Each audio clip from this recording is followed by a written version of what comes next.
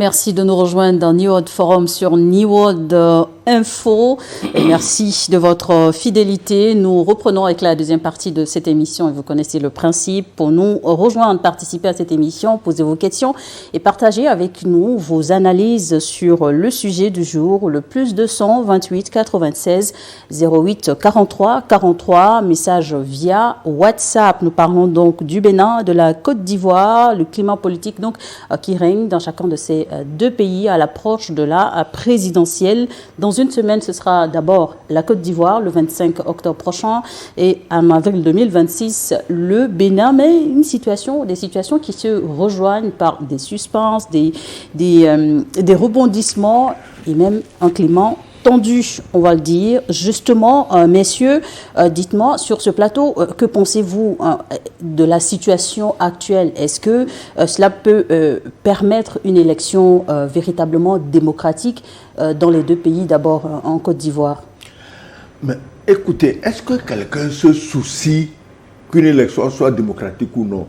Chacun se soucie de gagner cette élection. Ce n'est pas le label démocratique qui préoccupe les gens. Si le label démocratique préoccupait les gens, les acteurs s'entendraient. Ils s'asseraient d'ailleurs ensemble pour dire, bon écoute, on doit faire ceci. Mais cela préoccupe les citoyens. Les citoyens, qui s'occupent des citoyens?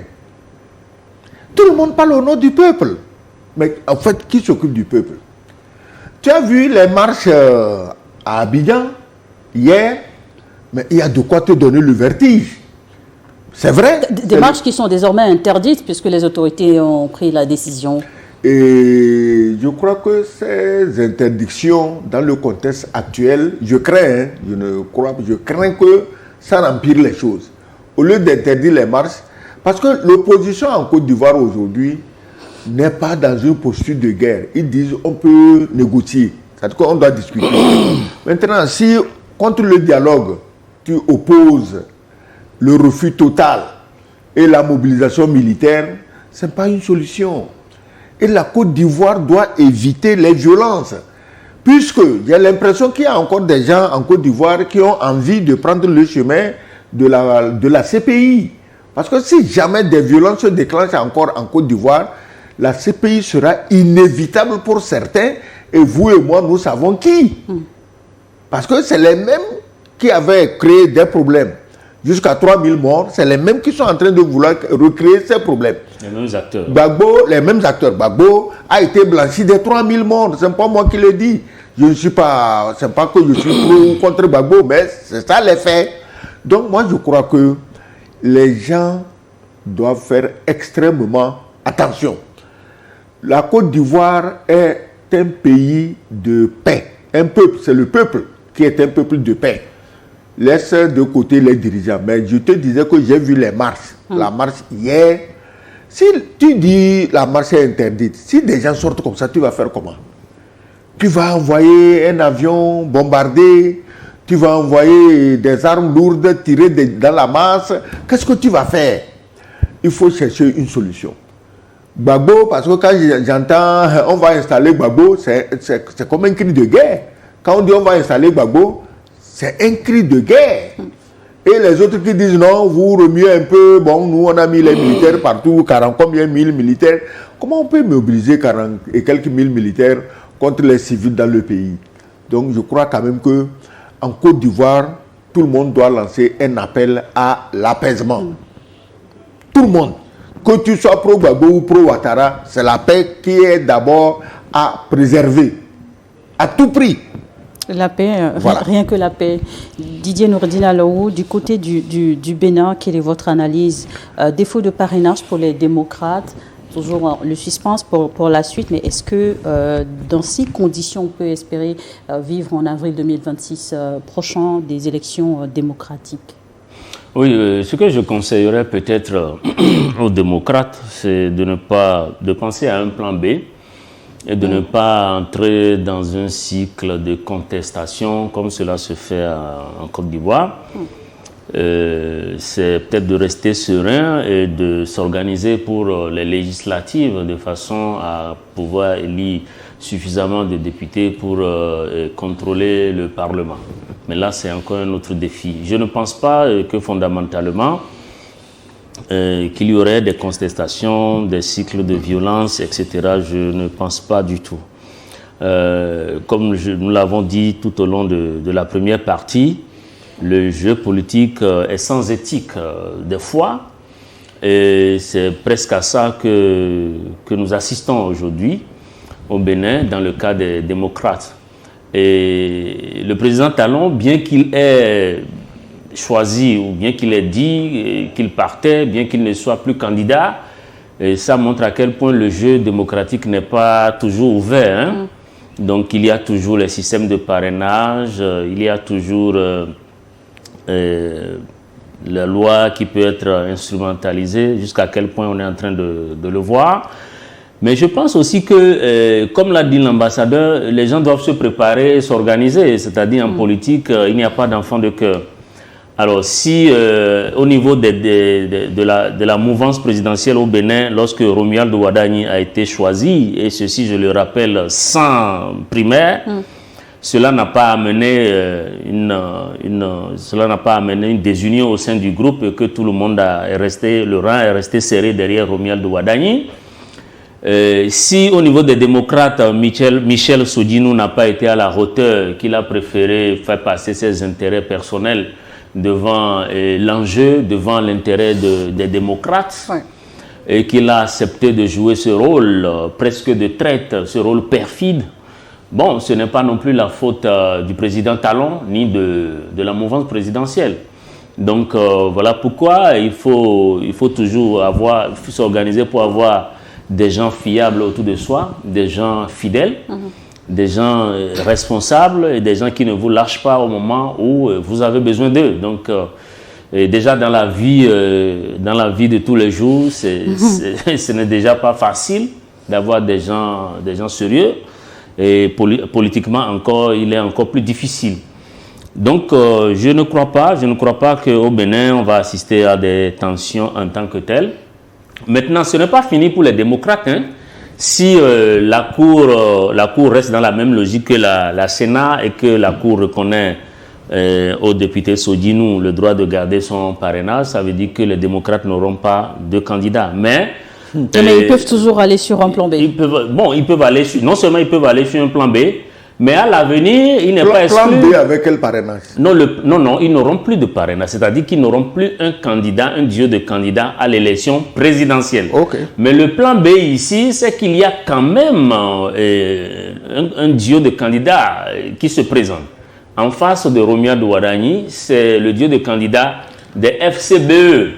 Et qui, entre le choléra et Covid, ils doivent choisir quoi? Ils doivent... bon, je ne sais pas si c'est... Non, c'est-à-dire que... Non, c'est possible. On est en politique. Rien n'est exclu. Mais en même temps, il est possible que les démocrates, dans l'avenir, même si Romuald Wadagni est élu, les démocrates peuvent être bien après ses meilleurs alliés. Ce n'est pas exclu parce que Romuald Wadagni n'a pas la même mise sur les députés des deux partis qui le soutiennent. Pour résumer et mieux comprendre, oui. Sans suite favorable ou positive de la Cour, les démocrates risquent de ne pas aller à ces élections avec le parti, mais s'aligner? Non, s'aligner, c'est-à-dire, comme vous dites s'aligner. Vous avez nommé un autre parti d'opposition. Oui, le duo de candidature de FCBE. Oui. Non, qui a des alliances. Qui a formé une alliance. Avec le pouvoir. Oui. Dès lors que... Parce qu'il faut rappeler que le duo de candidats de FCBE, d'abord, eux, ils n'ont pas de députés. Ils n'ont pas d'élus locaux. Mais comment ils se sont retrouvés à être candidats, c'est encore... Ils ont signé un accord de gouvernance avec la mouvance présidentielle. Et c'est grâce à cet accord qu'ils ont pu réunir les parrainages nécessaires pour pouvoir être présent avec un dossier complet, je le rappelle, à l'élection. Donc, ils sont là. Et si aujourd'hui, il se passe un vent et que si la Cour valide réellement la candidature des démocrates, je ne sais pas, mais je pense qu'il pourrait y avoir une alliance de circonstances avec le FCBE. C'est un schéma qui revient dans les analyses. On ne sait pas, on verra bien. Très, très rapidement, excellence sur la question. Écoutez, moi, je répète que les Béninois sont les Béninois, ils sont chez eux, ils connaissent les problèmes.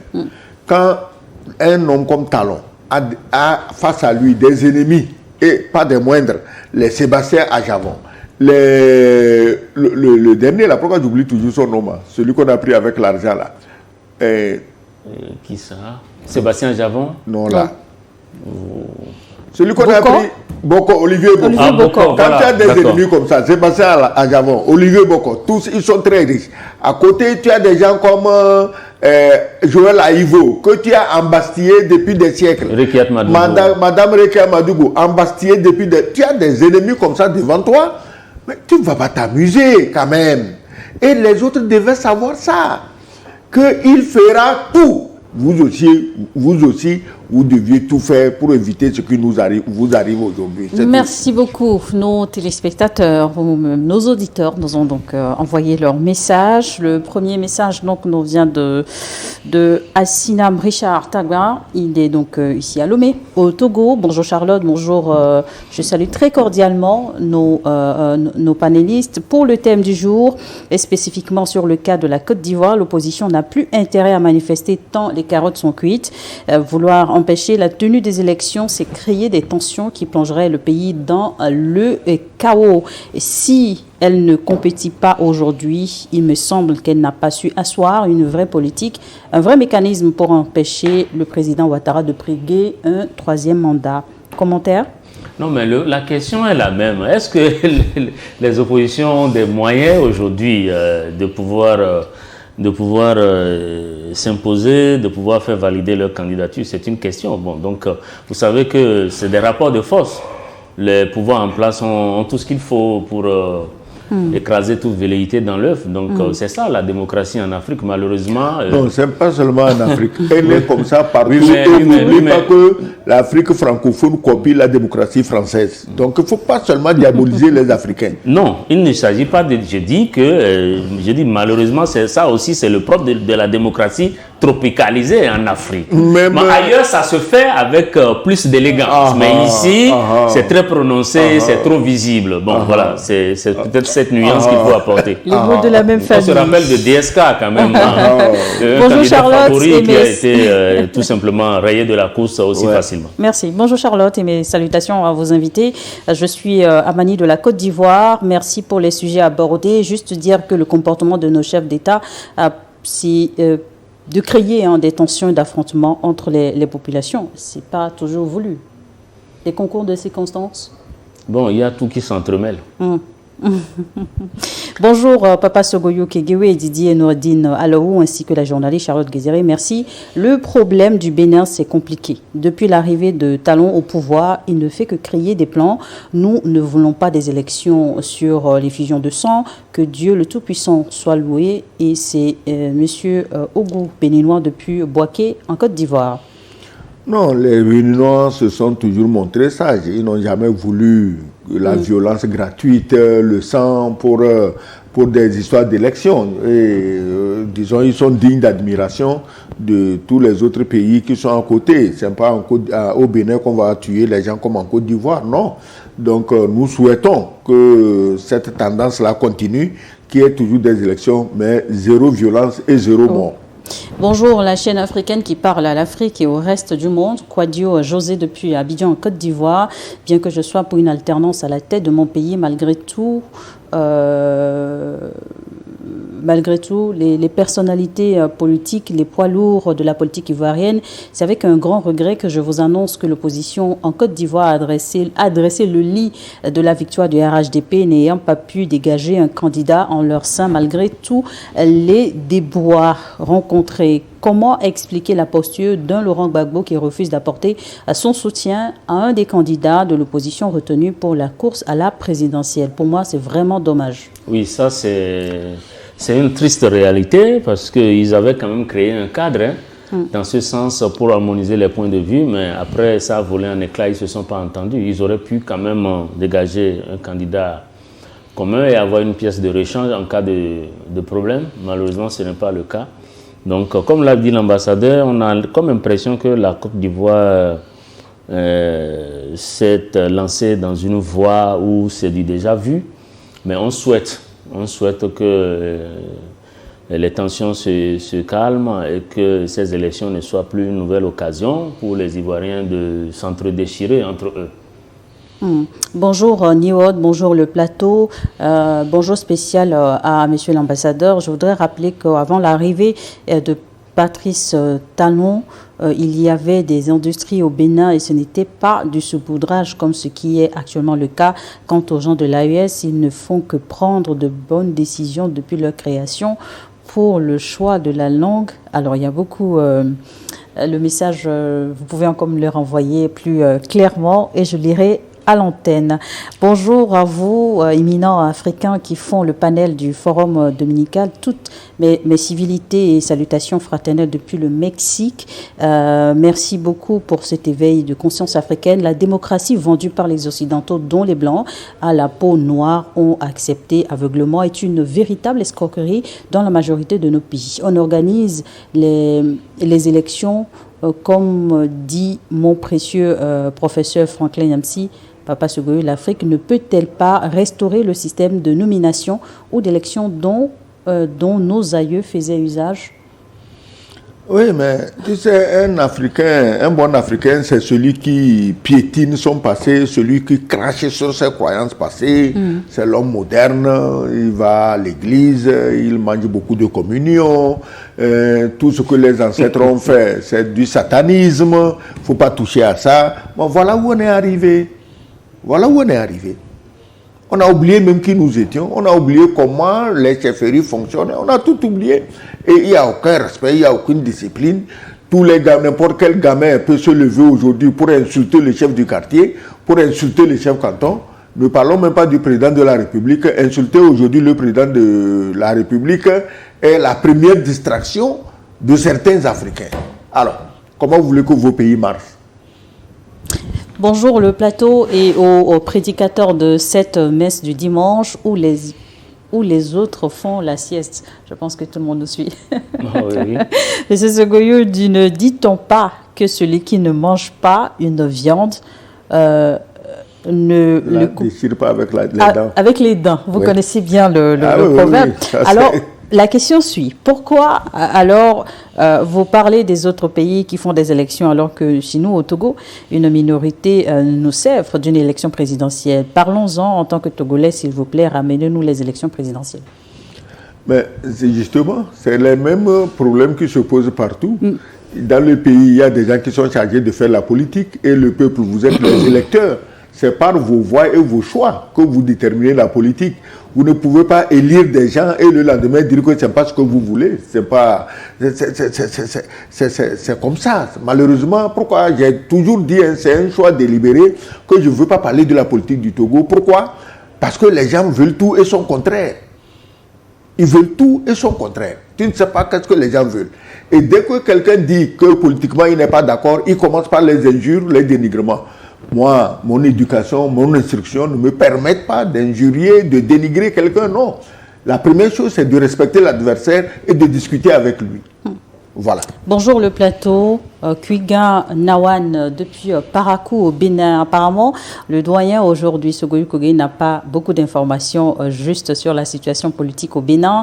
Dire que les démocrates n'ont rien fait par rapport au système partisan et le code électoral n'est pas juste. La décision s'est imposée à eux à l'Assemblée nationale où ils sont minoritaires. Depuis, ils ont revendiqué tout le temps, la société civile a revendiqué, les confessions religieuses ont protesté. Il y a eu une rencontre à la présidence et le président Talon a clairement dit que le code électoral ne sera jamais révisé pour plaire à X ou Y. Que voulez-vous que les démocrates fassent? Mettre le peuple dans la rue, puisque c'est la seule option qui leur reste à faire face à quelqu'un qui empêche la compétition. Vos commentaires? Il empêche la compétition, il y a les élections. Voilà, il y a les élections qui arrivent. Non, je pense que... Et je n'ai pas dit ça, attention, tout ce que je n'ai pas dit, ce n'est pas pour sous-estimer le travail des républicains, non. Des démocrates. Des démocrates. Le peu que je lis sur le Bénin, je sais que c'est déjà, ils se battent du matin jusqu'au soir. Mais si vous avez en face de vous quelqu'un que vous savez aussi, excusez-moi le terme, aussi entêté Mais c'est de vous montrer encore plus entêté, c'est tout. Qu'est-ce que vous voulez? Qu'est-ce que vous voulez qu'on vous dise? Cette téléspectatrice est en train de vous reprendre la même question que je vous avais posée, à savoir, dans ce cas de figure, qu'est-ce qu'il faut faire? Qu'est-ce qu'il faut faire? Oui, mais je pense que, en fait, c'est vrai, on n'en a pas fait cas ici, mais effectivement, hein, ça fait très longtemps que les démocrates crient à un code électoral chrysogène. La révision du fichier électoral. Non, la révision du fichier électoral, c'est une chose, mais le code électoral lui-même, ça fait longtemps que les démocrates disent partout qu'il y a des articles qui n'ont que pour objectif d'exclure certains candidats, notamment les favoris de la course. Donc, et face à ça, mais je pense que fondamentalement, le problème qui se pose ici, c'est vrai, il y a des dispositions dans le code qui, selon certaines interprétations, sont faites pour exclure.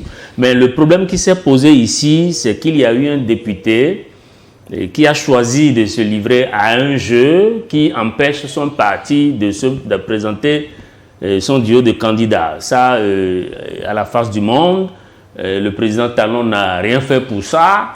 Et personne, même si les gens le pensent, il n'y a aucune preuve. Mais donc, ça, c'est très clairement, encore une fois, je l'ai dit tout à l'heure, il faut s'entourer des gens fiables et des gens qui ont une certaine dignité, une certaine responsabilité politique. L'ambassadeur me dira qu'il n'y a pas d'éthique en politique, mais bon, c'est son point de vue. Excusez-moi encore. Moi, je ne charge pas les démocrates. Moi, je suis, disons, je sympathise beaucoup, je compatis à leur combat et à leur souffrance. Mais les démocrates, dès que vous avez vu qu'un traître se préparait, il fallait l'exclure du parti. Et vous dites que son suppléant devient député. Vous réagissez avec lenteur. Moi, je connais des pays où, c'est-à-dire que le jour, la première nuit où le type a réfléchi ou a rêvé qu'il veut trahir, mais le lendemain, on l'aurait démis du parti. Non, je pense que les démocrates n'ont pas vu ça venir. Si c'était une situation qui s'était présentée à eux, vous le démettez du parti. Le prochain message reste également sur le Bénin. Il nous vient d'un téléspectateur depuis la France. Bonjour le plateau, bonjour chère présentatrice et à mon frère Noureddine et à l'ambassadeur. Cher Noureddine, en ce qui concerne les sondages, ne vous fiez pas à ces résultats. L'opposition reste un géant au pied d'argile. Le président Yahi a fait cette erreur, il s'est enfermé et ne se retrouve seul à la tête de ce parti qui lui a donné du fil à retordre quand il était en exercice. Je suis très certain que ce parti va voler en éclats car je suis sûr qu'ils ont étouffé l'ambition ardente de Éric Houndété. Bon, le message est long, mais non, mais c'est son point de vue. Et par rapport à ça, je n'ai pas un commentaire à faire sur c'est son point de vue et c'est sa participation. Ce qu'il y a lieu de craindre, un député est parti. Si la Cour constitutionnelle ou quoi décide que effectivement les autres ne peuvent plus présenter un candidat, mais c'est plutôt d'autres députés qui vont partir pour aller à la mangeoire, c'est tout. Parce que ça fait 5 ans de galère, les gens qui sont habitués à vivre gratis, ils ne peuvent pas supporter ça. Donc les gens plutôt feront défection pour aller rejoindre Talon ou Houndété. C'est tout. C'est une possibilité, c'est pas faux, c'est une possibilité. Bonjour Charlotte, bonjour Excellence Kegewe, Didier Noureddine. Je n'ai pas de commentaire particulier pour les élections en Côte d'Ivoire. C'est déjà remporté par l'Élysée. Merci pour ton grand retour, Charlotte, sur le plateau. C'est remporté par l'Élysée. C'est Soumana Sali, un ressortissant de l'AES résident à Brazzaville, au Congo. Non, ce qu'il dit, c'est vrai, c'est remporté par l'Élysée, parce que c'est là-bas que l'autre est allé préparer la décision pour venir dire ça à son peuple, qui, naturellement, normalement, lui a dit, bon, on veut que tu sois notre candidat, mais la voix de son parti ne lui a pas suffi. Il fallait la voix de l'Élysée. Il est allé prendre la voix de l'Élysée et il s'est proclamé candidat. Voilà. Un message depuis Mayotte. Bonjour à tous. Que ce soit au Bénin ou en Côte d'Ivoire, comment se fait-il que les présidents sortants obéissent aux ordres de Paris? Comment se fait-il que les opposants dans ces pays ne font pas beaucoup de make a noise? Que la population ne se révolte pas, que les opposants se résignent aux décisions et de ces commissions électorales? C'est vraiment pathétique. Non, moi je pense que c'est le modèle le plus inspirant, c'est vraiment le modèle Diomaye Faye et Ousmane Sonko. S'organiser.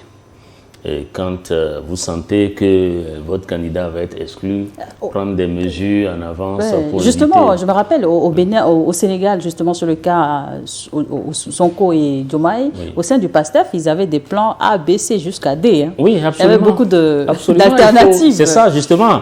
Il faut avoir beaucoup de plans, il faut s'organiser, c'est la politique. Et puis, celui le président sortant veut toujours, même s'il part, il veut contrôler ce qui se passe après lui. Et c'est normal, il veut sauver ses arrières. Donc il vous appartient à vous aussi de mieux vous organiser. Et ça peut marcher comme ça peut ne pas marcher. Tu sais, seul un imprudent peut s'engager sur une longue route sans un pneu de secours à sa voiture. Voilà. Il faut toujours un pneu de secours. Bonjour le plateau, bonjour à vous Excellence Sogoyou, Noureddine, Didier et surtout à vous Charlotte, la remplaçante de Gilles. Ouais. Merci. Vous faites la fierté de l'Afrique, c'est Marc depuis le Burkina Faso, je pense qu'il parle du Bogolan. Nous, dans l'AES, l'albinos noir va déposer ses valises chez un voisin bientôt, merci. Est-ce que vous savez qui l'albinos noir ou c'est quoi? Expliquez-nous. Écoutez, mon ami, faut plus paniquer les gens parce que tu sais que le mot là donne des insomnies à beaucoup de gens, donc laisse-les dormir tranquillement. Peut-être qu'il est dans les secrets de Dieu. Quand noir viendra, on le verra. On reviendra ici parler de lui et s'il le faut, peut-être même un jour on va l'inviter ici. Avec pour plaisir. Qu'il nous dise qui il est. Et où il était depuis tout ce temps? Où il était, parce que il semble qu'actuellement, il y a un météorite ou un engin spatial qui a quitté des confins de l'univers, qui est en train de traverser notre voie lactée, le système solaire, qui va passer à côté. Peut-être c'est l'albinos noir, on ne sait jamais. Peut-être. Hein? Aujourd'hui, c'est un message du Bénin. Aujourd'hui, c'est le parti de l'opposition, les démocrates, qui sont les seuls responsables de ce qui se passe actuellement. S'ils ne sont pas divisés au sein d'eux-mêmes, le parti aura déjà les 28 parrainages. C'est un problème de régionalisme qui divise ce parti. Les démocrates avaient mal fait un casting en nommant l'ancien président Yahi Boni, président du parti, car aujourd'hui, tout tourne autour de lui. Si les démocrates ne se réorganisent pas bientôt, le parti va disparaître, car ceux qui vont démissionner bientôt vont se réunir pour créer un nouveau parti. La situation actuellement du député Soudjinou diffère de celle du député Soui. Vous connaissez bien le profil. Oui, bien sûr, je vois de quoi il parle, mais au fond, bon, il peut le dire, parce que depuis l'affaire du député Soui, il semble que le code a été revu encore une fois, surtout en son article 139, dont je n'ai pas la mention exacte. Oui. Mais ça fait partie des narratifs qui reviennent. On tasse désormais le président Yahi de régionaliste, etc. Bon, c'est un narratif qui a inondé maintenant la toile. Bon, maintenant, une chose est sûre, ce qui intéresse maintenant les démocrates, c'est de voir ce que la Cour constitutionnelle va dire. Il a quand même il a évoqué un point nouveau. Est-ce qu'il y a véritablement, est-ce que vous sentez ce risque de cassure au sein du parti? C'est un risque. S'il ne se présente pas aux élections, c'est un risque. Mais tout dépend de comment le parti se réorganisera. Parce qu'il n'y a pas que les élections présidentielles, il y a les élections législatives qui sont en vue. Maintenant, s'ils choisissent de végéter dans leur division interne, bon, le parti volera en éclats. Mais si ils trouvent dans cette défection, dans cette trahison, il faut le dire, de Michel Soudjinou, une force extraordinaire pour se réorganiser, ça serait tout à leur avantage. Mais ici, il faut qu'ils pensent beaucoup à leurs militants qui sont désemparés et qui ne savent plus quoi faire maintenant. Moi, je dis accuser Yahi Boni de régionalisme, c'est un faux problème. Yahi Boni a été président, il a fait 2 mandats. On n'a jamais entendu de telles choses à son encontre. Il a été président de tous les Béninois. De tous les Béninois. Ce n'est pas aujourd'hui qu'il s'est retiré. C'est pour ça que je dis que c'est un narratif qui émerge en ce moment. On est en politique, il y a des communications qui fusent de part et d'autre. Oui, quelqu'un a dit que l'erreur, c'était de donner la présidence du parti à l'ancien président. À l'ancien président. Et il a raison, je suis de son avis. Non pas que l'ancien président soit mauvais, Mais en tant qu'ancien président, il est trop sage. Mais il fallait donner ça à un guerrier. Parce que vous ne pouvez pas avoir un non-compte-talon devant vous et vous donner ça à notre sage Aïboni qui se présente en bon père de famille, il reçoit les gens, il va, il salue les chefs. Non, c'est pas ça qu'il faut. Il faut un guerrier. Alors, voilà comment on vous a tourné en bourrique.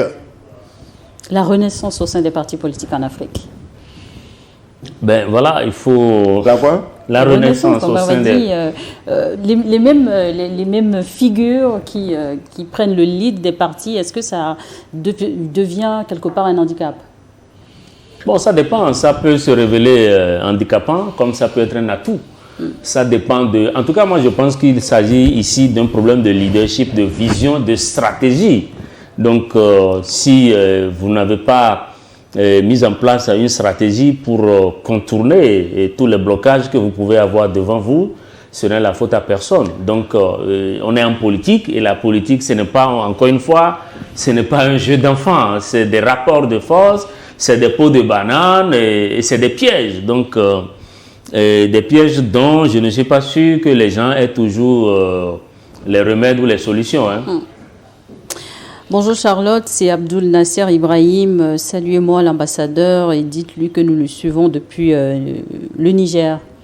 Je vous transmets le message. Merci les amis du Niger. Je sais que vous nous faites toujours l'honneur de nous suivre et nous aussi, nous ne dirigeons pas à la règle de parler pour soutenir la politique de souveraineté que mène votre pays, que mène votre président avec ses collègues du Burkina et du Mali. Voilà. Et il a une question pour vous. J'aimerais savoir où en est la candidature de Simone Gbagbo. Elle a été retenue. Mais oui. Là, voilà justement le problème. Simone Gbagbo. Vous l'avez appelée 3 fois. Oui. Cette femme est digne de nos admirations, ou du moins était digne de nos admirations. Voilà le cas d'une femme respectable, combative, parce qu'il ne faut pas oublier, elle a mené la bataille avec Gbagbo opposant et ils sont arrivés au pouvoir ensemble. Aujourd'hui, ce qui les a divisés, ce n'est pas l'idéologie politique, c'est les sentiments. C'est-à-dire qu'ils ne sont plus très amoureux l'un de l'autre, mais ils peuvent continuer politiquement à travailler ensemble. Vous savez, Charlotte, je dis ça, ce n'est pas contre toi, hein, mais les femmes mettent trop d'émotions, de sentiments. Non, mais est-ce que Simone Gbagbo a refusé de travailler avec le parti de Laurent Gbagbo? Est-ce que tu as vu une décision où le parti l'excluait? Non. Le parti ne l'a jamais exclu. Maintenant qu'elle a des griefs personnels, des griefs strictement privés, trouvant que non, que quelqu'un ou quelqu'une est venu voler son mari, et qu'il faut lui déclarer la guerre, voilà où on est arrivé. Il faut arrêter ça. Les femmes dans nos pays sont notre espoir de salut. Si les femmes dirigent la politique, ça peut marcher. Mais quand la politique est calquée sur les amours personnels, ce n'est plus de la politique, c'est du vagabondage. Non, mais elle garde le nom de son ex-mari.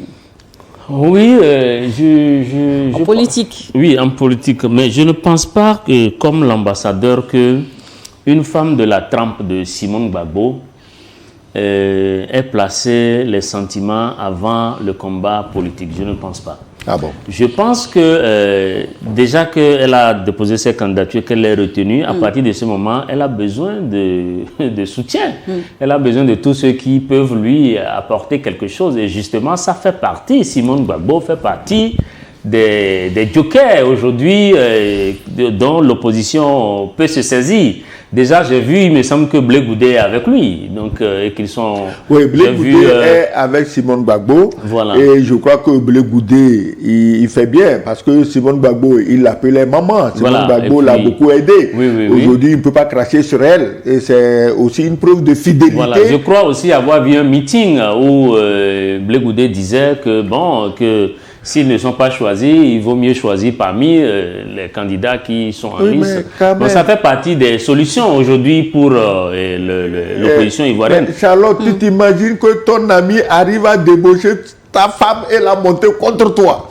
L'ex-femme, c'est c'est son grave. ex-femme. Mais c'est le jeu politique. C'est ce qu'on est en train de dire. Jusqu'à l'ex-femme. La politique. Mais justement, bon, il semble que quand on faisait la pause tout à l'heure, vous sembliez m'avoir expliqué qu'il n'y a pas d'éthique en politique. Donc, vous voyez bien ce qui se passe. C'est vrai, mais si on ne peut pas faire confiance... C'est ça aussi si la politique. on ne peut pas faire confiance à son ex-femme, même si c'est ex, c'est pas la fin du monde. Non, mais vous allez... On s'est rencontrés. Un peu quand même d'humour. Puisqu'on est en Côte d'Ivoire, mais quand même, Simone Gbagbo, elle est plus qu'une ex-première dame. Hein. C'est une femme politique. Oui, j'ai dit que c'est une combattante. J'ai dit qu'elle a combattu avec Gbagbo quand il était dans l'opposition. Ils ont mené la lutte ensemble pour arriver au pouvoir. Moi, je pense que c'est plutôt une opportunité pour Laurent Gbagbo aujourd'hui. Parce que c'est quand même un couple il y a beaucoup de choses qui les ont réunis. Vous avez parlé de leurs années, de résistance, de lutte politique dans l'opposition. Et Dieu sait qu'ils ont vécu beaucoup de choses ensemble. Donc ça, ce ne sont pas des choses qui s'effacent très très facilement.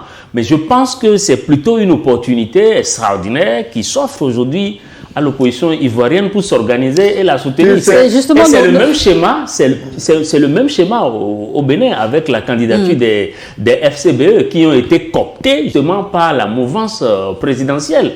Donc si l'opposition ne peut plus présenter de candidats, et n'oublions pas que Paul Hunkpe, il a quand même un point sur lequel il pourrait être reconnaissant envers le président Yahi Boni. C'est Yahi Boni qui pour la première fois de son histoire l'avait nommé ministre dans un gouvernement et ça a été la voie pour lui de devenir l'homme politique qu'il est aujourd'hui. Donc c'est pour vous dire, mais je ne dis pas que ça va tenir, qu'ils vont tenir compte de ça dans leur calcul. Vous avez encore beaucoup de messages à commenter, merci.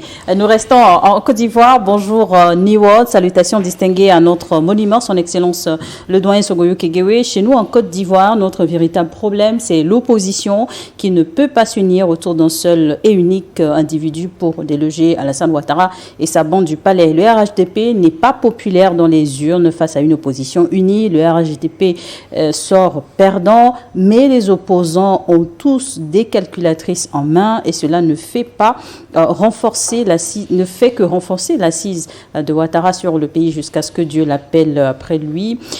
Bonne émission à vous tous. Je ne peux donner mon nom depuis Abidjan car le procureur est debout ici. Oui, on comprend. On comprend. Vous n'avez insulté personne, le procureur, il vous ferait quoi? Vous n'avez dit du mal de personne. Hein? Bonjour le plateau, merci de votre vaillance chaque dimanche. Charlotte, plus jolie que j'aime. Merci.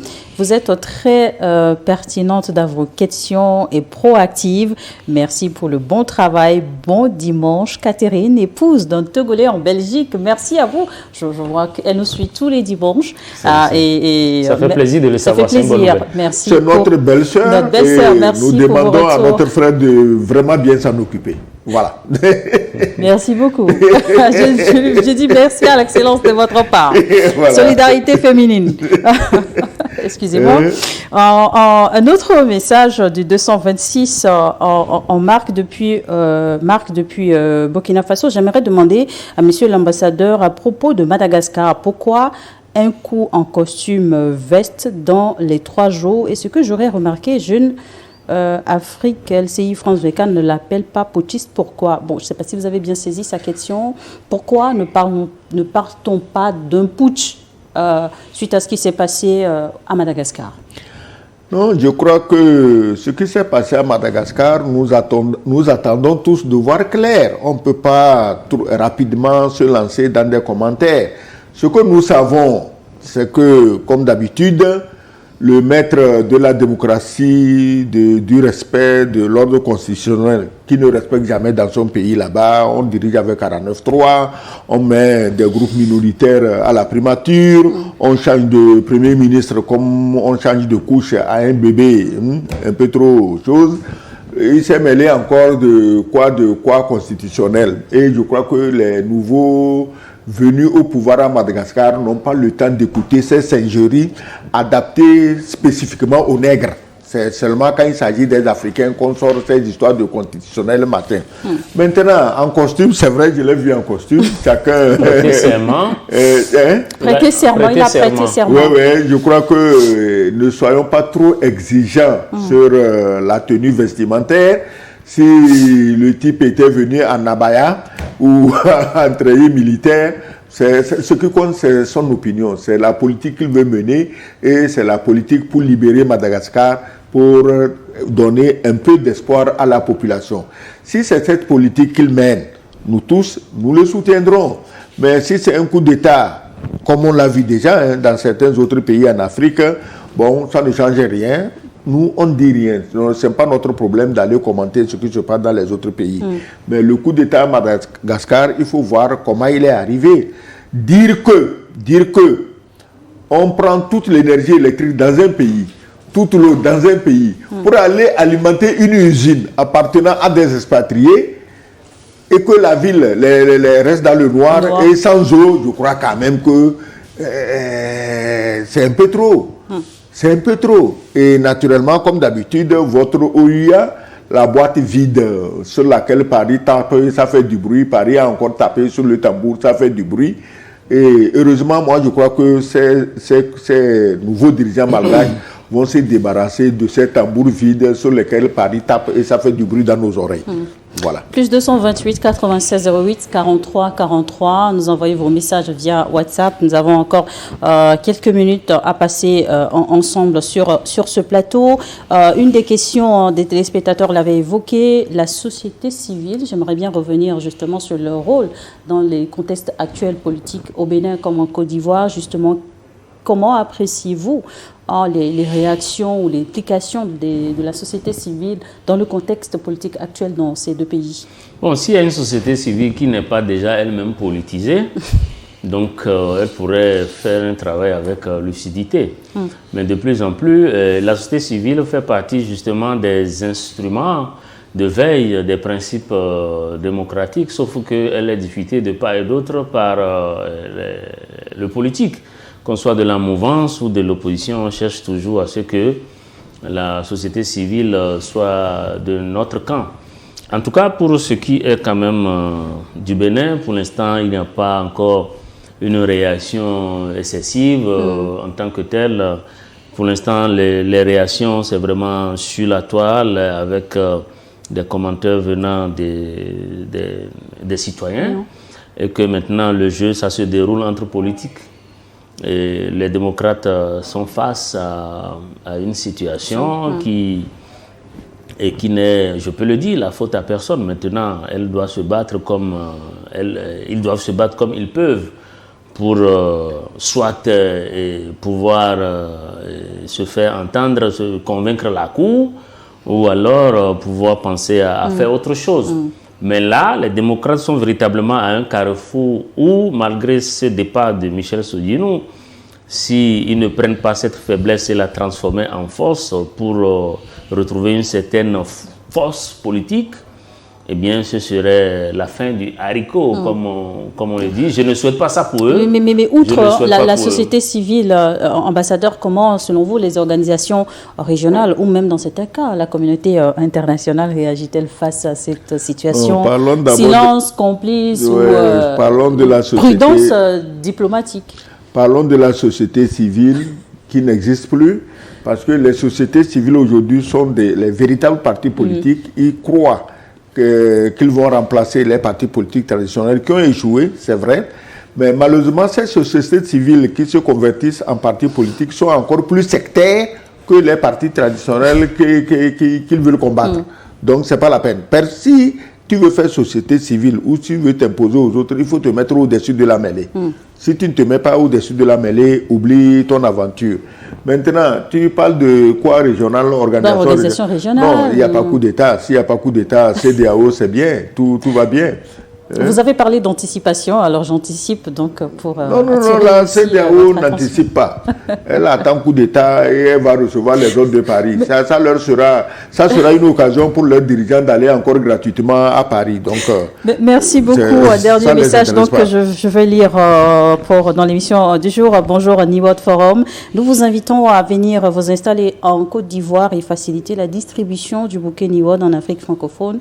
Vous êtes la meilleure chaîne africaine, surtout avec l'ouverture sur les compétitions sportives internationales. C'est Franck depuis la Côte d'Ivoire. Ah oui. Une belle invitation. Merci beaucoup. Merci pour l'invitation. Je sais que la direction est en train de se battre dans ce sens. Tout à fait. Parce que l'objectif de Newell, c'est d'être présent dans tous nos pays. Et c'est une chaîne panafricaine. Et panafricain veut dire tous les pays africains. Et porter très loin la voix d'une Afrique qui gagne et qui se transforme.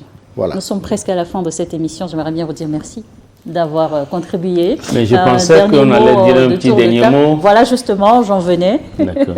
Non, je pense que le système électoral en Afrique n'est pas un échec, mais il est en crise de légitimité. Il fonctionne au cas par cas, on peut le dire, ou alors au coup par coup, alternant régression autoritaire et avancée démocratique dans un contexte de transformation politique lente, mais irréversible. Ce que je peux dire pour finir, c'est que simplement on a besoin d'élections, mais il faut des élections crédibles, transparentes et des élections qui amènent au pouvoir des gens qui sont légitimes. Parce que quand vous êtes légitime, vos réformes passent plus facilement, les gens s'identifient à vous et c'est un facteur de cohésion et d'apaisement. Mais quand les gens ne se retrouvent pas, quand les responsables issus des élections ne sont pas légitimes, c'est ça qui fait le lit aux situations difficiles. Merci, Excellence. Moi, j'ai beaucoup d'admiration pour les pays où il n'y a pas eu élection démocratique, mais où le pays est bien géré, bien tenu, bien discipliné, pas de corruption, pas de, disons, laisser-aller, pas d'impérialisme, pas de colonisation, plutôt que les pays où il y a démocratiquement élu et les gens qui sont démocratiquement élus poussent graduellement leur pays vers les partis uniques et les candidatures uniques. Moi, je crois que c'est à nous de choisir qu'est-ce qui est bon et qu'est-ce qui est mauvais. Être démocratiquement élu et pousser son pays dans candidature unique ou n'être pas démocratiquement élu, mais ouvrir graduellement son pays à une vraie démocratie où chacun aura son mot à dire dans l'avenir. Merci beaucoup, merci pour vos analyses. Donc les analyses sont partagées. Reste aux politiques donc de décider. Merci à tous, merci à toute l'équipe technique qui nous a accompagnés aujourd'hui. Merci à toutes ces mains d'experts et qui nous accompagnent tous les dimanches. Merci surtout à vous, chers téléspectateurs, de nous suivre aussi tous les dimanches. Bonne suite de programmes sur Niwod Info.